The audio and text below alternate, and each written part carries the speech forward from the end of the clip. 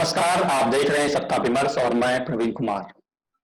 आज एक बार फिर से बात नई शिक्षा नीति की। आज इस मुद्दे पर बातचीत करने के लिए हमारे साथ हमारे आपके बीच मौजूद हैं डॉक्टर रविंद्र राणा। देश में निजीकरण की जो आंधी चल रही है, क्या नई शिक्षा नीति 2020 में इससे बचाव का कोई रास्ता है? जो नई शिक्षा नीति है उसमें कुछ दावे किए गए हैं कि जो 12 लाख पद खाली पड़े हैं शिक्षकों के, वो भरे जाएंगे जी। ये अच्छा है, होना चाहिए। लेकिन इसके पैरेलल जो प्राइवेट एजुकेशन है, जब हम इसको डीपली स्टडी करते हैं, जो मसौदा अभी आया है, तो ये पता चलता है कि ये पूरी तरह से प्राइवेटाइजेशन को प्रमोट करेगी। 100 विदेशी विश्वविद्यालयों को आप आमंत्रित कर रहे हैं, वो सिर्फ मुनाफा कमाएंगे। आप देश के भीतर ये बात कर रहे हैं कि जो इंस्टीट्यूशंस को फंडिंग होगी वो उनकी परफॉर्मेंस के बेसिस पे होगी। जी। इस देश के रूरल पार्ट की, रूरल इंडिया के जो यूनिवर्सिटीज हैं और इंस्टीट्यूट्स हैं, उनको ऑलरेडी फंडिंग बहुत कम है।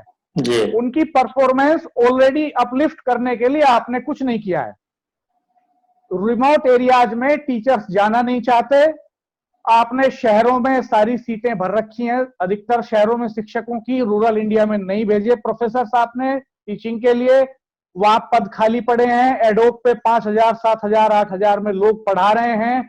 स्टूडेंट्स टीचर रेशियो बहुत खराब है वहां पर, और ऑलरेडी फंडिंग की स्थिति बहुत खराब है। तो जब आप ओपन कंपटीशन ले आएंगे और परफॉर्मेंस का आकलन करेंगे तो वो तो पिछड़ जाएंगे, उनको तो आप बंद करने की स्थिति में ले आएंगे। और दूसरी तरफ 100 प्राइवेट यूनिवर्सिटीज का मॉडल लेकर के आप आ रहे हैं, तो जब उस मॉडल से आप कंपेयर करेंगे तो देश के लोग खुद कहेंगे, देश के लोगों को आप इस हालत में ले आएंगे कि वो प्राइवेटाइजेशन की वकालत करें। और प्राइवेट एजुकेशन वो हासिल कर सकता है जिसकी जेब में पैसा है। जी। तो जब जेएनयू में तो एक गरीब किसान का बच्चा बिहार, बंगाल तक का आकर के दाखिला ले सकता है, लेकिन जो प्राइवेट यूनिवर्सिटीज हैं, क्या उनमें ले सकता है? क्या ये स्कोप है? टॉप 200 में दुनिया में कोई यूनिवर्सिटी, जितनी भारत की कोई यूनिवर्सिटी शामिल नहीं है। एक यूनिवर्सिटी जेएनयू थी जिसका लेवल इस तरह का था कि वो इंटरनेशनली कंपीट कर सके। उसको राजनीतिक नजरिए से किस तरह से डिस्ट्रॉय करने की कोशिशें पिछले कुछ सालों में हुई हैं, ये हमने और आपने देखा है। तो जो एजुकेशन इंस्टीट्यूशन सरकारी है और जिसका लेवल बहुत ऊंचा है, जो इस स्थिति में आ सकता था, बजाय उसके जैसे 100 इंस्टीट्यूशन, 100 जेएनयू खड़े करने के, आपने उस एक को डैमेज करने की कोशिश की। और आप विदेशियों को मौका दे रहे हैं, आत्मनिर्भर का दावा कर रहे हैं, make in India, made in India का दावा कर रहे हैं, विदेशी यूनिवर्सिटीज को ज्ञान बांटने के लिए भारत में बुला रहे हैं। जब विदेशी यूनिवर्सिटीज भारत में आएंगी तो आप एक चीज तय मान लीजिएगा कि उनका मोटिव मुनाफा होगा।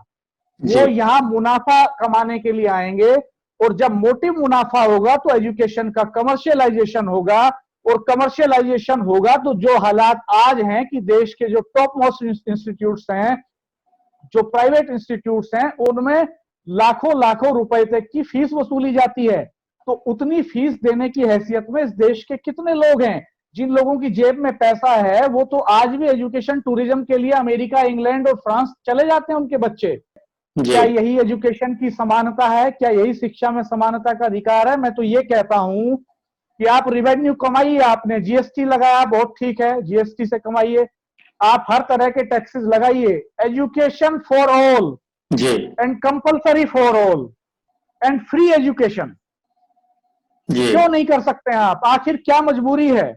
दुनिया के तमाम देश जो विकसित बने हैं, जो महाशक्ति बने आर्थिक तौर पे, जो ज्ञान के तौर पर आगे बढ़े हैं, वो इसीलिए तो बढ़े हैं। क्यों आज हमें राफेल फ्रांस से इंपोर्ट करना पड़ रहा है? क्यों हम ऐसे साइंटिस्ट तैयार नहीं कर पा रहे हैं कि जो बड़ी रिसर्च करें? सारे हथियार बड़े हम विदेशों से खरीद करके झूमते हैं कि साहब हमने जैसे बहुत बड़ा काम कर दिया है, हम आत्मनिर्भर हो गए हैं। तो हम क्यों देश के भीतर ऐसे वैज्ञानिक, ऐसे विजनरी लीडर्स पैदा करते हैं? आपने एजुकेशन के भीतर जो है, वो एजुकेशन का पार्ट है लीडरशिप, एजुकेशन का पार्ट है कम्युनिकेशन स्किल। वो एक एक्स्ट्रा करिकुलम एक्टिविटी नहीं है, वो पार्ट ऑफ द एजुकेशन है। आपने यूनिवर्सिटीज में इलेक्शन बैन कर दिए हैं, आप लीडर्स नहीं निकलने दे रहे, अपराधी नेता बन जा रहा है, धन्ना सेठ नेता बन जा रहा है। आप चाहते ही नहीं है कि विजनरी लोग, पढ़े लिखे लोग लीडरशिप में आए। और देश को आर्थिक तौर पे महाशक्ति बनाए, ज्ञान के तौर पे महाशक्ति तो मुझे एक लाइन में हाँ या ना में जवाब दीजिए कि निजीकरण का जोर बढ़ेगा नई शिक्षा नीति में या कम होगा? निजीकरण निश्चित तौर पर बढ़ेगा। ये पॉलिसी निजीकरण को प्रमोट करने वाली है।